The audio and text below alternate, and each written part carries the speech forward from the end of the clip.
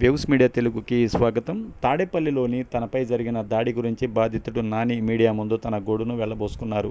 బన్నీ అనే వ్యక్తి విచక్షణ కోల్పై తనపై తీవ్రంగా దాడి చేశాడని అతను ఆవేదన వ్యక్తం చేశారు. పోలీసులను కొంటాను, నిన్ను చంపేస్తానని బన్నీ తనను భయభ్రాంతులకు గురిచేసినట్టు నాని తెలిపారు. ప్రాణభయంతో ఎవరికి కనిపించకుండా తన ఉద్యోగాన్ని కూడా వదులుకొని ఇంట్లోనే గడుపుతున్నట్టు నాని పేర్కొన్నారు. నా పేరు నాని.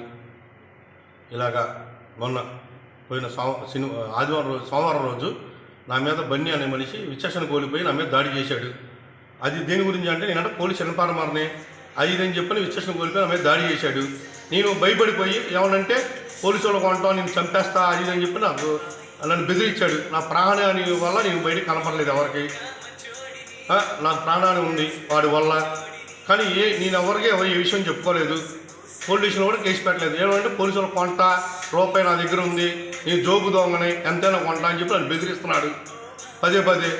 సరే పోలీసు వాళ్ళు అమ్ముడిపోతున్నారని చెప్పి నేను కూడా కేసు పెడతానికి దాన్ని వెనక్కి తీసుకొని నేనే ఎవరు కనపడకుండా నా ఉద్యోగం మానేసుకొని ఇంట్లో భయపడి బతుకుతున్నాను. మరి ఆ వీడియో ఎలా వచ్చిందో నా దేవుడి దయ వల్ల నా బయటకు వచ్చింది ఆ వీడియో. అలా విచక్షణ కోల్పోయిన వాళ్ళని మీరు ఎలా ఎంకరేజ్ చేస్తున్నారు మీరు? నేను ఇప్పుడు వెళ్తున్నా స్టేషన్కి కేసు పెడదామని.